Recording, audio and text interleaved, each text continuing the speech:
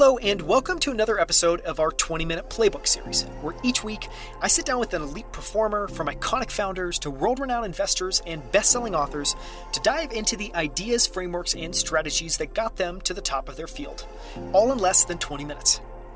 I'm Daniel Scrivner, and on the show today I'm joined by Adrian Aoun, founder and CEO of Forward, which is building an insurance-free healthcare system focused on preventative healthcare from the ground up.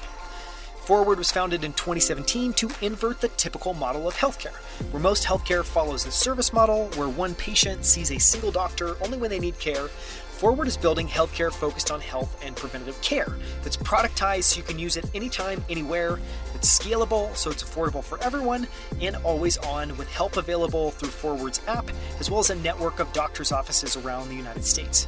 Which might sound like, well, how healthcare should have been all along, which is the goal. Before founding Forward, Adrian worked as an advisor to the White House on the President's Council of Advisors on Science and Technology, as well as a director of special projects for the CEO of Google and the founder of Sidewalk Labs. In this episode, Adrian shares why he's so fanatical about being problem-focused rather than solution-focused, and how he runs problem-centric brainstorms at Forward, where the goal is to beat up on other people's ideas in the name of getting to the best ideas. What he learned working with Sergey Brin and Eric Schmidt at Google, as well as the other advisors on the President's Council of Advisors on Science and Technology, why modern fitness wearables are broken, and why Adrian thinks we need to build tools to tell people what to do with that data, not just share the data with them, and why he loves the book Factfulness by Hans Rosling, and so much more. You can find the show notes and transcript for this episode at outlieracademy.com/121. It's 121. And you can learn more about Forward at goforward.com, and you can also follow Adrian on Twitter at ADRIANAOUN. With that, please enjoy my conversation with Adrian Aoun. Adrian, welcome back to Outlier Academy. Thank you so much for coming on, this time for 20-minute playbook. Thank you so much for having me. Excited to be here. So for people that haven't listened to the other interview, which I'm going to plug at the end and which I highly encourage everyone to listen to, which is all about Forward, can you just give people a quick sketch of your background and a quick overview of what you're building at Forward? Yeah. I'm a serial entrepreneur. That means I specialize in Honey Nut Cheerios. No, really. I started a bunch of different companies in the tech space, spent a little time over at Google working with Larry on a bunch of the special projects, starting a bunch of the Alphabet companies. And now I've got a healthcare company. I'm trying to rebuild the entire healthcare system for the entire planet, all from the ground up, mostly because I'm a glutton for punishment. And what we're trying to do is we're trying to get healthcare to billions and billions of people, trying to get healthcare to the people who need it most on this planet. Aside from that, I also am a fairly active angel. I'm probably in about 300 or so companies. And in my spare time, I don't have spare time. Yep, that's my story. That's amazing. It's an amazing overview. I want to start by asking about what you've been fascinated by recently. You know, we talked in the last interview about your kind of problem focus. One of the questions I always ask, I'm really excited to hear your answer, is what you've been intrigued by lately. What can't you stop thinking about? It can't be anything. So one of the things that I spend a lot of time thinking about is in Silicon Valley today, we spend an enormous amount of time working on what I like to think of as the low-hanging fruit, right? Like, we always go after the problems that in some ways are the easiest to fund, the easiest to execute. I think the YC guys are going to hate me for saying this, but I look through the YC batch of 500 companies, and I frankly fall asleep. I'm not saying that those companies aren't going to be real businesses. I think some of them are, but I fall asleep. Like, in some ways, it's like, where are the companies that are truly changing the world? Where are these days, you can count on one hand the Teslas and the SpaceXs, the people that say, like, I'm going to just go after like an entire industry and change how it works. And we're afraid of going after things that aren't just bits, going after the real atoms. We're afraid of things that take 10 or 20 or even 30 years. We're afraid of things that take a lot of money to go after. We're afraid of things that truly, truly impact humanity. And I think it's a bummer. Now, one of the things that I spend a lot of time thinking about is how can I take industries and make them go exponential, right? One of the most fascinating things about when you look at the SpaceXs and the Teslas is that they're taking industries that you don't think of as exponential industries, and they're fundamentally making them go exponential, right? We took rockets. Rockets were roughly kind of going along incrementally, and now you can look at the pace of innovation, and it's literally taking off. No pun intended. You can look at automotive, and literally, Tesla for 17, 18 years was underestimated, and then overnight, just boom, starts to go exponential.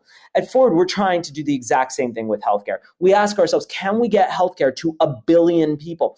Literally, Kaiser's 75 years old. They have roughly 11, 12 million users. Like, they can be going another 500 years. They'll never get to 1 billion people, right?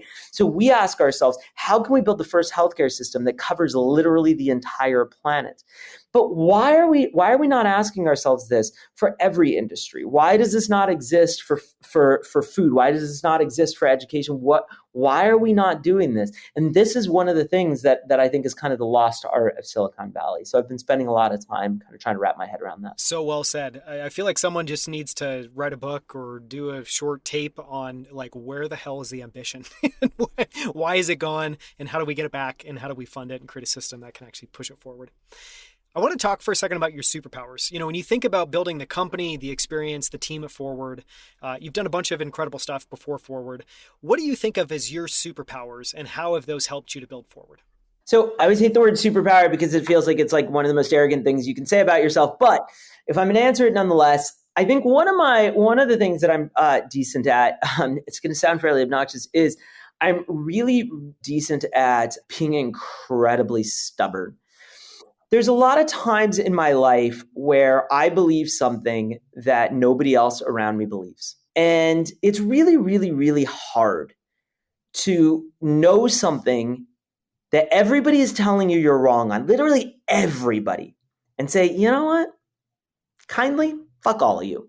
I'm just going to keep doing it anyway. And not only am I going to keep doing it, I'm going to bet the fucking farm on it. And I'll tell you, when I started Forward, literally everybody was like, you're wrong. Like, on like 14 different counts. And in fact, the only reason we were able to raise money, it's like, I remember we went up to the who's who, the Mark Benioffs, the Eric Schmidts, the Vinod Khoslas, and every single one of them, this isn't going to work. You can't get consumers to pay for healthcare. You can't operate in a regulated space. You can't get doctors to. By the way, we're going to give you money just because, you're Adrian, you got a decent resume, whatever. You're going to pivot. And but this is like the 17th time in my life where it's like the amount of times people have told me like, oh, what you're doing will not work. Even in Forward, like, we have a big project we're working on right now that we haven't announced, where at the beginning of this project, everybody in this company was like, no, this is a bad idea. Now the entire company is working on it. It's like, well, hold on, what changed? And one of the things is, ideas are incredibly fragile. It's very, very easy for an idea to die on the vine. And so you have to have an enormous amount of conviction in your idea. I actually have another company I want to start right now that I've talked to people about for a few years. I'm not going to start it while doing Forward, but if I ever do another company, this is going to be my idea. And everybody I've talked to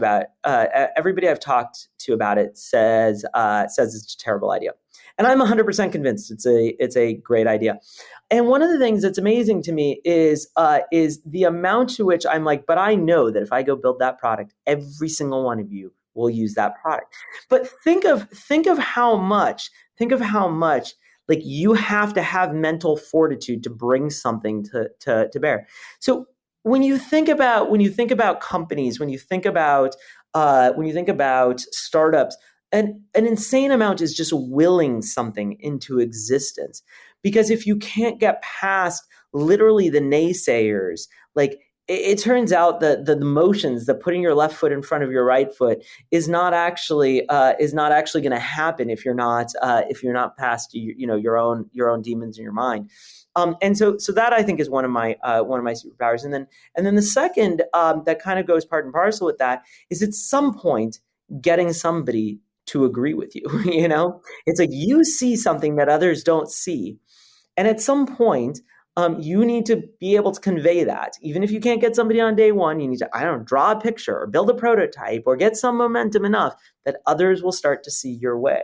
And once you do, that's how you slowly start to change the world. Yeah, you sound very decent at both of those. And I mean, they do sound like superpowers. I'll change the name of that. I'll change the phrasing of that question going forward.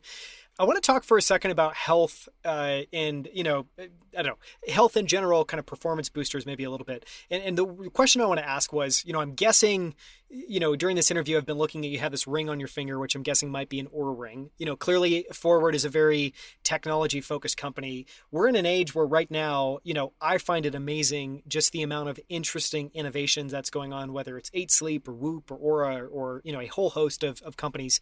What are you most excited about? And are there any supplements, wearables, products, tools that you use and love? I'm going to be really annoying here and say no. And the reason is I think they're all garbage.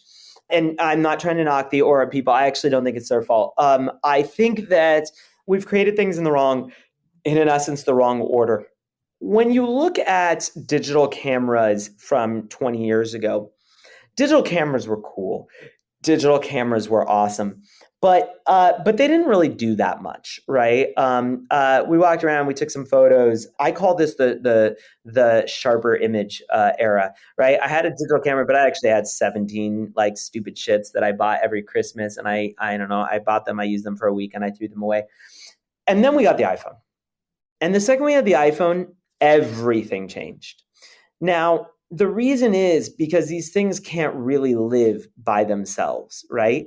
It turns out that a connected toaster is like a fucking waste of my time. And this is roughly a connected toaster, right? And by that, what I mean is, what does this do? Well, every day I wake up and I will tell you what it does. Every day it tells me I slept terribly. No shit, I slept terribly. Thank you.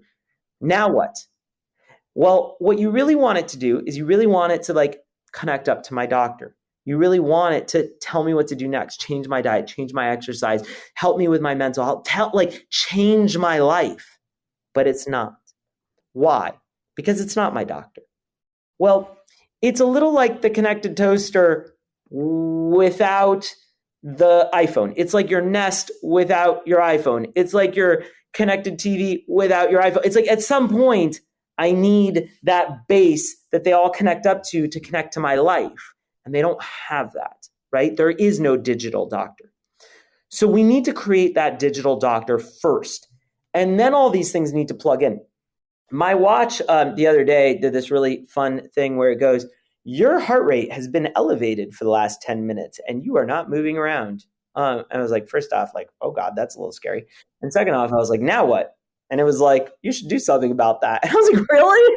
Like, what do you mean you should do something about that? This is the worst thing I've ever seen in my entire life. Or my watch does this thing where it records my, it's got that hearing loss thing where it's like, you have been exposed to loud noises, because I think I was at a club or something. And it's like, great. Now what? It's like, this is the dumbest thing I've ever seen. It's like, great.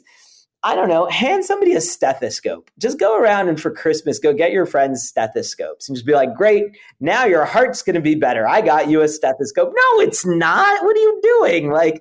This is insane, right?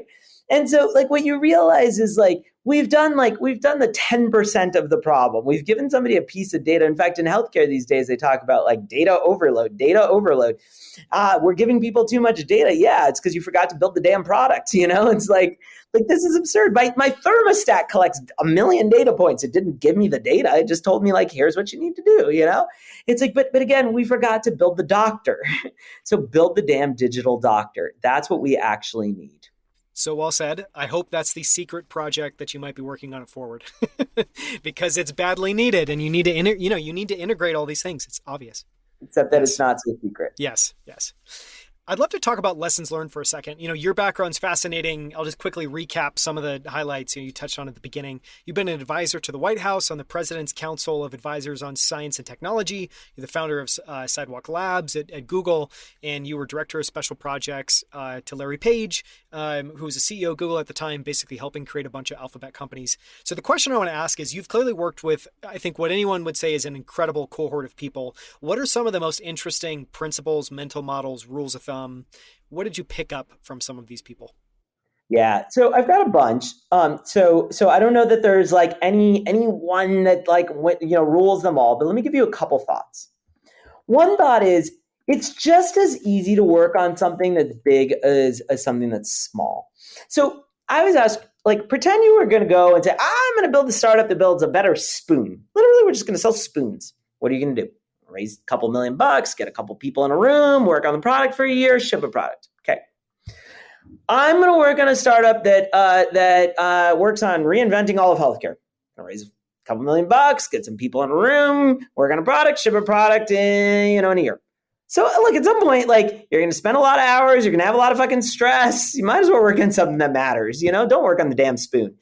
So the first thing is, I just want to spend my life on things that are truly, truly impactful, things that are meaty, things that are deep, right? The second thing is, care deeply about the problem, not about your idea. And we talked about this, but people tend to get super damn attached to their ideas, to their solutions. And I've never really understood why. It's like your idea, like whatever, it's an idea you came up with in 5 seconds. It's going to be wrong. You're going to ship it. You're going to ship your spoon. You're going to learn that the spoon could be better. You're going to ship V2 of the spoon, then V3, then V17, then V49. There's going to be a lot of spoons. Don't care about your idea. Care about the problem that it solves. Problems tend not to change. Why are you doing it? Do people need healthcare? Do people need spoons? Why are you in the game? Because that tends not to change for quite some time. And that's the thing that I think truly matters. Those are great. And I love how you worked spoons so heavily into all of those examples. It's the world's most amazing. I can't wait to find a founder that pitches me on a better spoon. I'd love to talk for a second about your philosophy for building a company like Forward. If you had to distill down your business and company building philosophies, your guiding principles into just a few words, what would those be? I'm not sure that it's that different than what I just said, which is everything should ladder down from the problem, right? Companies exist in service of a problem. We tend these days to care more about the problem, especially in Silicon Valley. We care more about the company than the reason we created the company. In fact, you probably know tons of people are like, I'm starting a company. Great. What are you doing? I don't know. I'm working through a few ideas. It's kind of weird. Like, really? It's like, I'm driving somewhere. Where are you driving? I don't know, but I'm driving somewhere. I'll let you know when I get there. Really? That's kind of odd. Like, I thought the point of the car was to get you to, okay, whatever. And so I just like, why are you doing what you're doing? Start with the why, start with the problem, work backwards, right? If you're not doing that, frankly, you're on it's fool's errand. It's like fool's mission. And so I vehemently say, like, work backwards from the problem and stay maniacally focused on it. Well, I love that example that you shared as well, too, which is the founder that's trying out 50 different, ideas and instead just figuring out a really compelling problem that you actually want to spend 10 years and a lot of sweat and frustration and, blood, sweat, and tears building. I think that's a much more interesting frame for that. I want to talk for a second about books. And this one I'm going to leave super wide open. And the question I want to ask is just, what books have had an impact on you, and what books do you love and recommend to others? And this could be founders, could be fiction, could be anything. It's a funny thing because I'm going to say something that's going to be terrible. I'm not a fan of books. I think books are, I'm a very big fan of books for entertainment. You want to read Harry Potter, read Harry Potter. Books for knowledge consumption, I think, are just a highly inefficient way of consuming knowledge. You're reading in 300 pages what you could consume in 4 pages. And I've always thought that to be incredibly absurd. But I'd much rather read Wikipedia. I think it's an incredibly dense, really great way to consume information. That being said, if you do want to read a book, Factfulness by Hans Rosling is one of the most amazing reads. It's incredibly easy, like a 9-year-old could read it. But it's a really great way to help you understand how clueless we are about the world. We have these assumptions about the state of the world that are almost entirely wrong. We have these assumptions like, the vast majority of the world is living in poverty, and the vast majority of the world is, and most women in third world countries can't drive. And it's like, all of this is just wrong. And so it's really good at giving us perspective on where humanity is. And so I'd highly recommend it. That's a fantastic book, and no one has recommended that. So bonus points for that one. I'll be excited to include that in the show notes. Two final questions. I want to talk about habits for a second. And, this is a very tired question asking about habits and routines, but I think there's something interesting here. The way I like to ask it is, what tiny habit or practice has had the biggest positive impact on your life or your performance? And it can be anything. Yeah. Okay. Well, I'm going to give you one, but it's not a tiny one. Or it depends on tiny. I cycle a lot. I cycle tons. I cycle usually a couple hours every morning. And the reason that it's super valuable is it's my version of meditation. I'm like, go, go, go. I'm on my computer every 2 seconds. I'm getting inbounds every five. It's one of the few times where it's like, I can't be on my phone, or it's very hard, very dangerous. I cycle in the mountains, and it's just, you process everything in your head, you let it all go. It puts me in my happy place, and it's just fantastic. It's a great place to be. It's your version of meditation, which is moving and exerting a lot of effort and struggle and strife. Last question. If you could go back to the start of your career, start of your life, and whisper some words of advice in your ear, is there anything you would tell yourself? Yeah, I would buy Microsoft stock. No. So I would say, what I would say is, on your deathbed, the only thing you're going to care about is impact. You're not going to care about money, and you're not going to care about title or career. Spend no time thinking about it. Spend no time valuing it. You're just going to care about what your life meant. I think it's very easy to get caught up. I was lucky to learn this lesson early, but I think it's very easy to get caught up in the rat race. And then you wake up and you're like, this was dumb. I just wasted a bunch of years on this shit. And it just does not matter. But what does matter is what you did with your life. And so that's what I would tell myself. Well, and it goes back kind of beautifully to your previous point around it's just as easy to work on something big as it is to work on something small.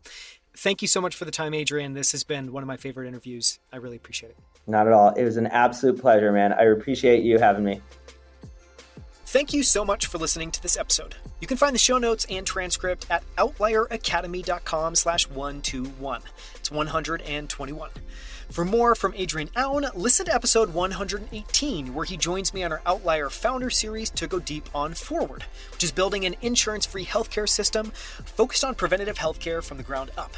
Forward was founded in 2017 to invert the typical model of healthcare, where most healthcare follows the service model, where one patient sees a single doctor only when they need care. Forward is building healthcare focused on health and preventative care. It's productized so you can use it anytime, anywhere. That's scalable so it's affordable for everyone, and is always on, with help available through Forward's app and a network of doctors' offices all around the United States. Which might sound like, well, how healthcare should have been all along, which is the goal. And to be clear, Forward is tackling a massive problem in the United States. In 2021, healthcare spending accounted for a full 19.7% of GDP. And that number is compounding at an astounding rate of 6 to 7% year over year. Which begs the questions, how is that even possible, and what happens when healthcare as a percentage of GDP rises to 30 or even 40%? Which is a likely scenario that Adrian talks through in that episode. For more on Forward, listen to episode 118 or visit outlieracademy.com/118. That's 118. You can find videos of all of our interviews on YouTube at youtube.com/outlieracademy. On our channel, you'll find all of our full-length interviews as well as our favorite short clips from every episode. So if you're short on time, you can always find something interesting to listen to. So make sure to subscribe. We post new videos and clips every single week. And if you haven't already, follow us on Twitter and LinkedIn under the handle Outlier Academy. Thank you so much for listening. We'll see you right here with a brand new episode next Friday.